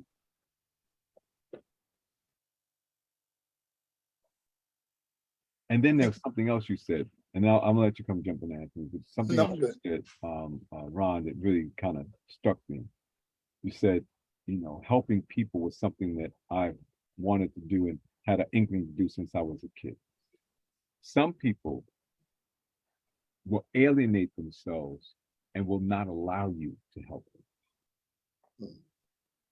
No matter how hard you try, they just simply will not let you in. They build up barriers and walls that they become quite good at, you know, their facade. And they're really, really good at keeping people out of their lives. So they maintain their position. I call it a mediocre position in life. They refuse to move up, and they just maintain the status quo. I'm doing fine. Right here is good. I'll stay right here. And anybody who tries to move me will face my wrath.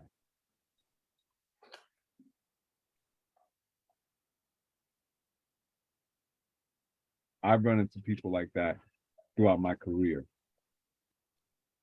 in the various ways and places that I've served. And it's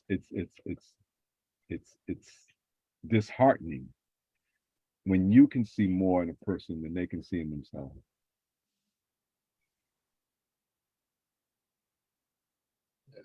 Sad. And as presidents, you know, as somebody who leads other people, I'm sure you see people and you see such greatness in them, but they just won't let you help them. I see you pondering that, Anthony. And I know when you start pondering, your mind is working overtime. So I'm gonna drop it right. I'm gonna leave it with you and let you speak it. No, because you raised such an interesting point. As to what point do you say, well, I can't do it? Maybe somebody else can do it, one.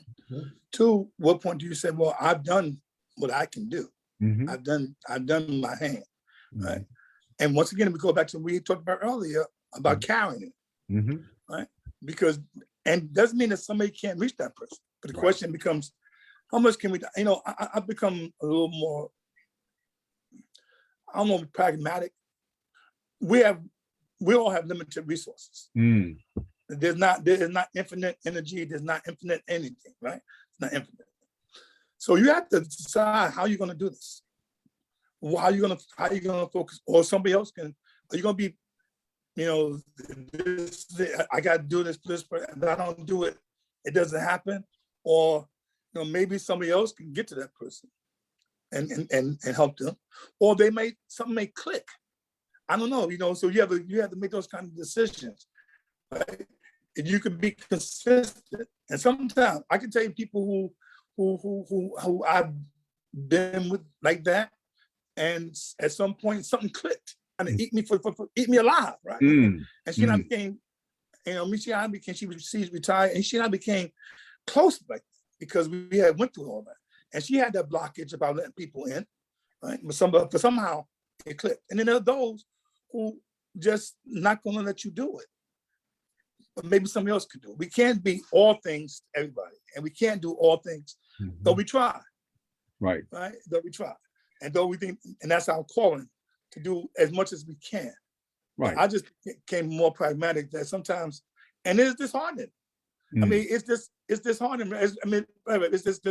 It's disheartening to go out there and you give your all, and you're not successful at it, or the people don't appreciate what you did.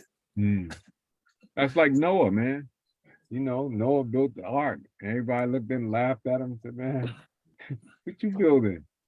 We don't even know what rain is. What you talking about? It's gonna rain." Right, right. And they talked about him and they ridiculed him and so forth. And when the rains finally came, it was proven that he was proven to be 100% accurate. Because he had faith, though, right? It was Exactly. his faith. Yep, That's the point I'm gonna get. That was his faith. He's like, okay, y'all making all this, and people these days are making a lot of noise. Yep. Right? Yep. And we're paying a lot of attention to a lot of noise. Yep. That's right. But if you focus on that mission and you have that faith that you moving in the right direction, like I said, it rains. It rains. It rains. Yeah. You know. We just can't have any doubt in what you believe in. So you believe, and you got to move strong in your belief, right? And you're absolutely right in the sense too that sometimes we can't reach certain people because of what they believe and how they believe. You know, the Word of God let us know that Jesus Himself couldn't perform any miracles in His own town, right? So when people are familiar with us, sometimes they you know, and it takes other people. You know, we have had encounters where, you know, some other people speak the same thing you said to a family member or a friend, and they get it then, but you've been saying it for months or probably years, and they still can't get it, right? And but the whole goal of it is that they get it, and that we help them to really transform or change from the stage that they're in to a better stage where there be more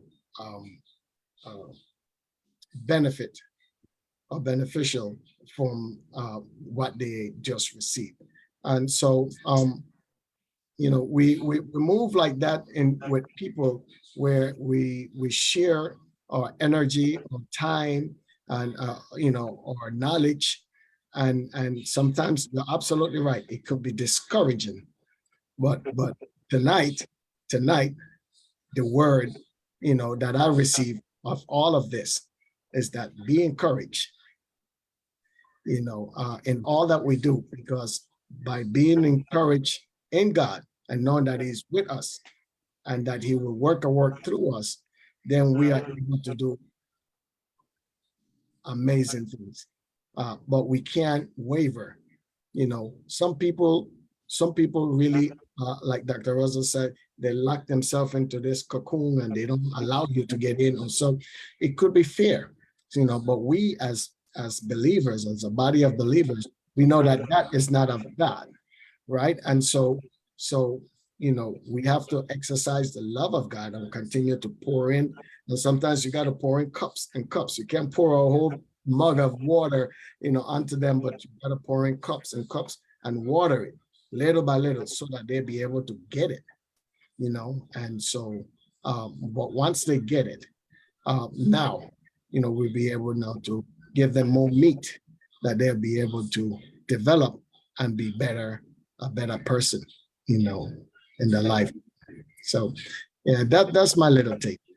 Well, I like it. I like your take. I wanted to share this with you because you are 100% on point with that. I always think about doing that in a way, sharing our faith and however you want to call it. In this way, I look at it as a seed. We plant seeds. Mm-hmm. We nurture. We fertilize. Yes. But we do not give the increase. That's not our job. And if we ever forget that, then we put ourselves in a position where we are calling the shots and not God. We're not calling the shots. Yes, we sir. need to understand that we are not calling the shots. Where We are, all we're doing is planting seeds. And so you may not see the increase. You may plant a seed in someone and never see the results of your work ever. It's a fact. I mean, think about it, right? Moses, 80 years in training. Joshua, 40 years in training. The Lord dropped seeds all over Moses. And he still didn't get it because when he was at the promised land, just about ready to go in, the Lord said, he said, I'm going to let you see it because Moses disobeyed God. Now, could you imagine you talking to God face to face every day, you hearing his voice, and all of a sudden you decide that you're going to do it your way. He says, speak to the rock and it will give you water. Moses takes that staff that he had, the stick that he carried, and he strikes the rock.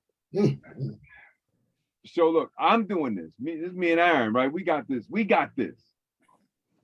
No, you ain't got this. This is mine. This is my work. And I'll share my glory with no one.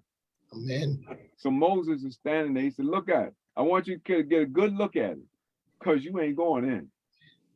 When I was a kid, Anthony, you might remember this. When I was a kid, some of my friends had something, I said, Heggies, can I get some of that? No Heggies, there you No go. Heggies. They say, your eyes may shine and your teeth make rich, but none of this here food that you gonna get.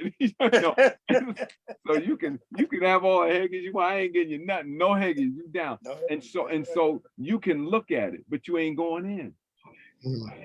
I mean, and that's what when we talk about faith, when we talk about faith, not in a thing, but in a God, in an entity, and in the Almighty God that He's given us instruction. We adhere to that. We follow those instructions, and those instructions lead us to the promised land. We can mess up our entry into the promised land by being disobedient. I mean, think about it. 80 years of preparation, 40 years of being on mission. And just before they're ready to go into the promised land, Moses doesn't get to go in.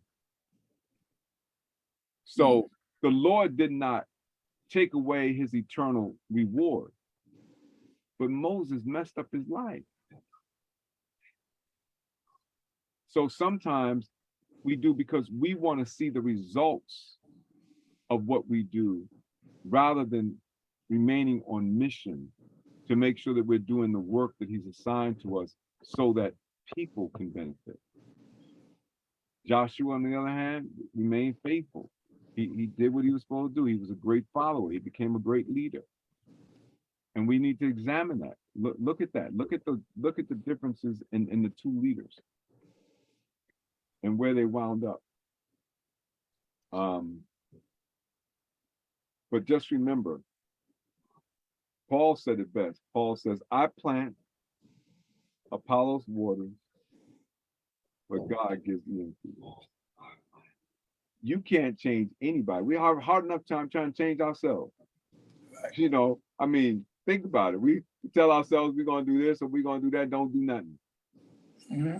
Don't do anything. We do nothing.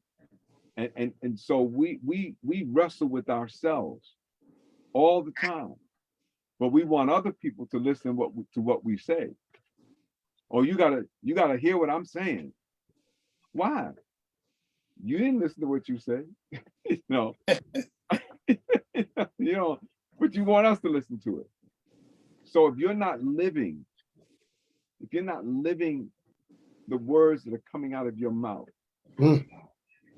then what people say about you is that, you know, you are talking loud and saying nothing. And you're a hypocrite, especially if you're in the church, if you happen to be in the church. Because you say this, but then you do that. And what you do speaks so loud, people can't hear what you're saying. Leadership really calls us to a level of accountability. You know, we're accountable to people for what we do. We stand accountable, and we also stand accountable to God, because whether you, as Anthony, what you said earlier was interesting, right? You said that I didn't have that foundation, but what you didn't have in terms of getting it from the place that you normally get it from, you were getting it from other sources. And eventually the Lord just led you right where he wanted you to go. You know, it could have taken, it didn't take 5 years or 10 years, could have taken 20, 25, but it's okay, because that's the training period. He's pulling you together so that the two will meet, and it's a perfect match. I mean, heck, I met you at a place that, you know, nobody wants to go. I met you at a funeral. Absolutely. And We can't. Go ahead. We can't control that, right? That's No. what the faith is. That's that right. God puts you in places. That God gives you opportunities. Right. God gives you a chance if you listen. God gives you a chance to see it, right? And God uplifts you. And Right. that's the faith. That's and right. as leaders, so you know, the church and the union, that relationship can be continuous for many times, right? Because they're gonna bring God in here. But God was always in there. Exactly. God was always in there. always in there. Behold, I stand. I stand at the door and knock. He's always there. He's been always there, or something greater than you. I talk to people, and you gotta. If the greatest thing you know or you got is you're sure. Yep. You're sure. If you're the greatest thing you know, yep. You're sure. Yep. Or what I was saying, if you're the smartest person in the room all the time, you need to go to different group. Hang out with a different group of people. You need to change rooms, right? Exactly. You need to change rooms. But that's what, you know, and leadership is about that too. Recognizing that, you know what, I don't know everything.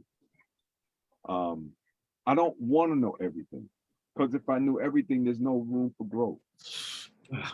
And everybody has room for growth. I don't care how much you know. Remember, you ain't got 360 degrees yet, so there's always some space in there for growth. Yeah, we have to be very mindful that our egos don't get in the way of growth. And so that's what hinders us, because, you know, our head gets so big and you know, I am. And so King I always want to take the forefront before God. And so, and you know, of course, we know the word and it said, you know, pride comes before a fall. And so, and it certainly will come, as you may thrive for a little bit, but soon after, you know, my dad is a comedian, you know. He say, you know, he said something to me. He said, the higher the monkey climb, the more he exposes behind. Exactly. Exactly.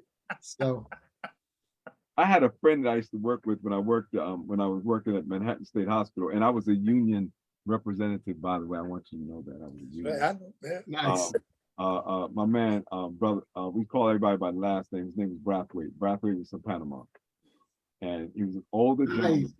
and he used to just drop pearls all over the place, wisdom, you know. And I used to just walk around, pick them up, you know, just pick them up, put them in my memory bank, because you know I recognized even as a young man that you don't want to miss those opportunities, because Yeah. people are planting seeds, but it's how you use what people plant in you that makes the difference.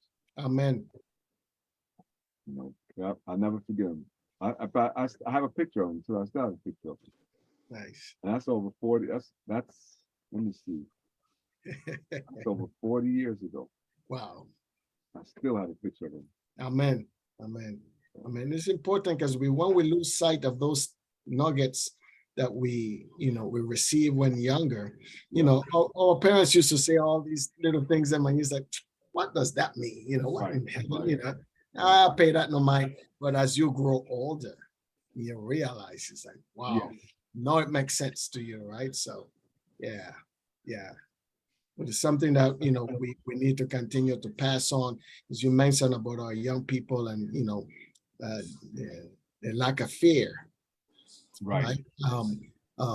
So, you know, and not fear to be terribly, you know, horrified by anything, but fear to be able to reverence and honor, you know, those in people in authority, you know, and as the parents do, because, you know, a lot of them these days, and I don't even want to get into that, but they don't even respect their own parents, much less you and me.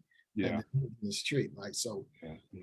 but we do want to at least, you know, drop those same nuggets or some, so that they be able to sustain, to Right. and carry on, you know, in life, because they need somebody. All of us need somebody. No man is an island, right? So we all need somebody and be accountable to somebody, so that we can be nurtured, so that we can be encouraged, so that we can be able to be thrust, you Yeah. know, into our gifting and our calling. And so as leaders, that's what, you know, we look forward to, somebody who's mentor, like Anthony had, you know, he mentioned some names. I'm not sure if you were familiar with them, but these are great union leaders that we had, you know, and unless you know the history of, you know, I think you will say, okay, well, somebody's name, like, you know, Mr. Randall, right? You know, and all of these people that worked with Dr. King back in the days and stuff. And if you don't know of them, then it's just a name, right? Right. Exactly. Exactly. But the impact that they have on labor, the impact that they have on the civil rights, those things are not really taught because they're not taught in school. So Right. I had to learn American history. And by the way, I love American history. You know, Do you? I went to the, so my mom, God rest her soul, she's retired Army and she lived in Harrisburg. So Harrisburg have this civil right. I'm going a little bit off topic, but I'll come back. Okay. They have the civil rights, the Civil War Museum in Harrisburg. And so I went there and I said, man, this is how they did that. And then they had the uniform and the bayonets. And I picked up one of those suckers. Those things are heavy. You have to be super fit. You have to be going gym every day and be fit to go to war. And then to load that stuff with one little pellet and put your powder and your pellet and then point and shoot and then go back down and pray that those people miss. Because exactly. Right. And so then I saw one thing that caught my attention was that when they imprisoned, there was a black man that was in prison. Not only that, it was like a tent, looked like a tent, but it was really cement or whatever it was. But they whipped them. You know, of course, we understand how it's. So he had all these marks on his back, and I say, on top that they punish him like that, and it's part of war. they incarcerated them. And, and all of these things. So I learned these things then, and I learned, who the people I'm involved, who the generals and was. I learned these things then because although I wasn't interested, I would tell you the truth. I didn't tell my mom that I wasn't interested at all. I didn't want to go. But I did. And I am so grateful to this day. And so I say all of that to say that we also too, with our young people, must have patience and encourage them, because once they get the knowledge of things, let me retract a little bit. Once they get understanding of things, then they'll be able to really enjoy the fruits of all that they learn. Because if you don't understand, then it's like just words, right? And so on. So that's where I wanted to go with that. That's good. That's good. I like that. Anthony, you want to add? No, I'm just here absorbing some of this knowledge, and just thinking about, where we are in our lives at times, and how both of you impact my life, and at the time that you do, we don't pick the time. I'll say that for you again. We don't pick the time. Reverend Barber, he brings a certain spirituality to what we do. He's been there for me and other leaders. He just shares his view, not pushing his view, but sharing his view and his love of God, and love of the Lord, and what we do, and you involved in that too, because you're in so many different realms, Reverend Russell, that you're in the political realm, you're in the spiritual realm, you're in the church politics realm. There's just so many different realms. You got to have that. To me, you got to have that one thing that makes it solid. And for me, that's developing and increasing and strengthening my faith. And because then you begin to filter out the noise. You begin not to hold on to that water that's full. You're gonna let some of that go. You begin to move past that and remember what your mission is. I think as we wrap this up, the mission thing is going to stay with me. Also, the learning piece that both you and Reverend Barber talked about, studying piece, which adds to it, will get you really a true understanding if that's what you want to do. Amen. So that's the view of just what it is. Just it's just part of leadership, trying to be better, trying to do the best you can on any given day. What I tell people is you got to do the best you can on any given day, right? Because that's what counts. How did you do that day? What did you do? Were you at your best? And once you do your best, there's nothing else for you to do. There you go. Yeah. Ron, you want to share with us the closing remarks? We're almost out of time, so then I've got some closing remarks that I'll make. But yeah, I'll let you. No, like echoing Anthony. I think we touch a lot of points here. The mission and the goals. We kind of adapted it with structures and systems, but it's the same concept, and that we just have to, as leaders, continue to keep the mission in sight, because once we lose sight of it, then we lose everything. And so, we know the word of God said, my people perish for lack of knowledge, but we need to be able to continue to grow and learn, or to impart that and to transmit what the vision is. The word of God said, write the vision and make it plain. We have to be able to be simplistic in the way that we do it, so that others can understand it and run with it. Right. That sweet, savoring aroma that draws people. It's like when Evelyn makes that pound cake, man, it draws us to the kitchen. Amazing. That's why I love you. I love you. That's right. Leaders aren't born. They are made. And they are made just like anything else, through hard work. And that's the price we'll have to pay to achieve that goal, or any goal. Vince Lombardi said that. Joshua served as the assistant to Moses.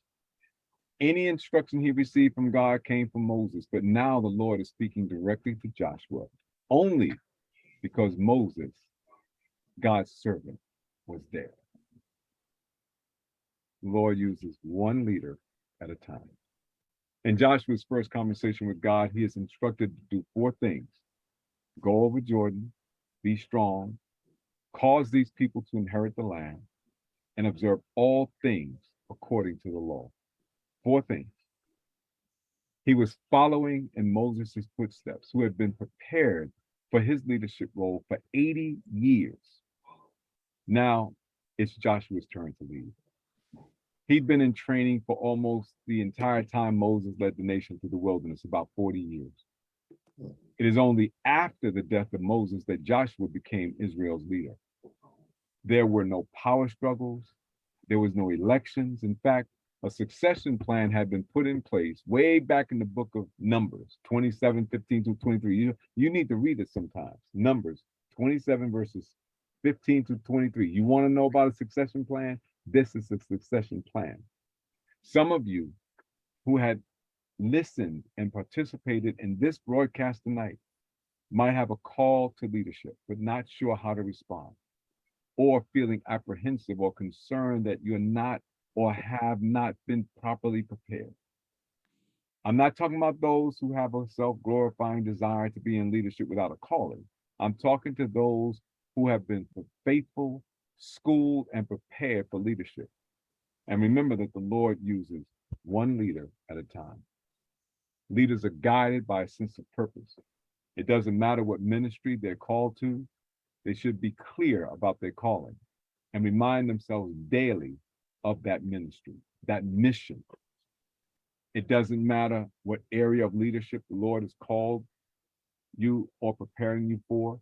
Your call is to help others to become the best they can be, not a self-glorifying role that makes you look good and everybody else look bad.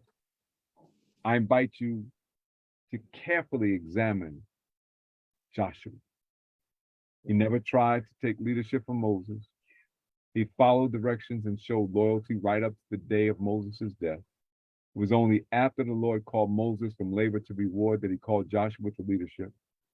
If you remain patient, and stay prepared, stay on mission, your time will come. Joshua personifies that saying, if you stay ready, and I'll add this, when that call comes, you don't have to get ready. It may be your time. Your training may be complete, and you are the next leader in line. Rolando Barber and Anthony Wells, all I can say is thank you. You gave us a closer look at your rise to leadership and the preparation that had to take place in order for you to get there.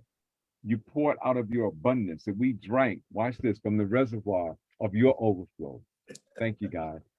I can truly say that both of you gentlemen have been faithful in your leadership. You know, there's a gentleman by the name of Virgie Carrington DeWitt, and he wrote a song. It was called Use Me, O Lord.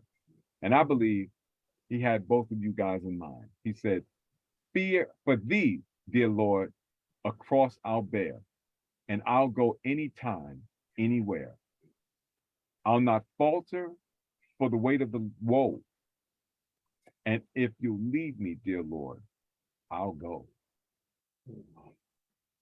Thank you, guys. I really appreciate it. Really Yes, Thank you both. Thank you, Dr. Now, Russell.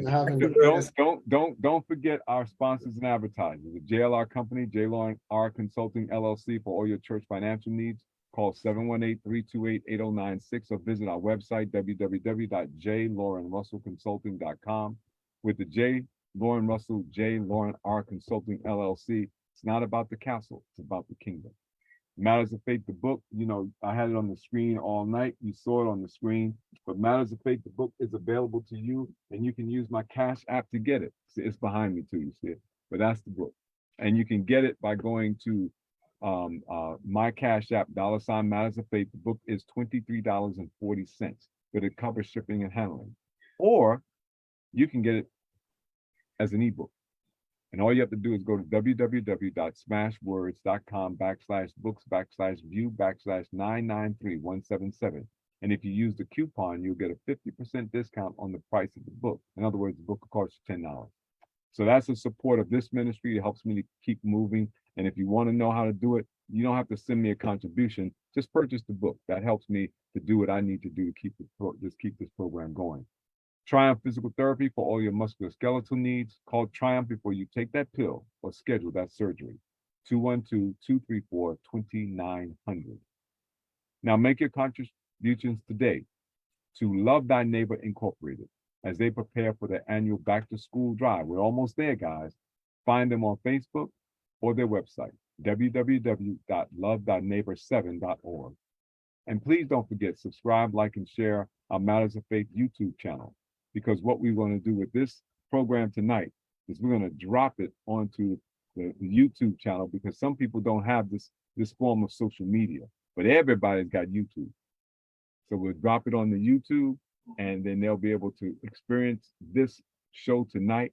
And we'll make sure that they have a chance to see it. So tell a phone and tell a friend to subscribe, like, and share our Matters of Faith YouTube channel. Now, I want to thank you, and I want to invite you to come back next week. I can't tell you what the subject's going to be. I can't tell you who my guests are going to be. I can't even tell you if I'm going to have a co-host or whatever, but I can tell you this: you don't want to miss it. We will be live on Matters of Faith, and we will be on J. Lauren Russell's Facebook groups. And again, we will drop the episode onto our Matters of Faith YouTube channel, so please subscribe, like, and share it. Now, the Lord bless you, the Lord keep you. The Lord make his face shine upon you and be gracious to you. The Lord lift up his countenance upon you and give you peace. Now, if no one has told you this today, let me be the first to say, I love you, and there's absolutely nothing that you can do about it. So get used to it. Amen. God bless you, and good night, everybody. Hold on, guys. Don't leave just yet. Let me just. Okay.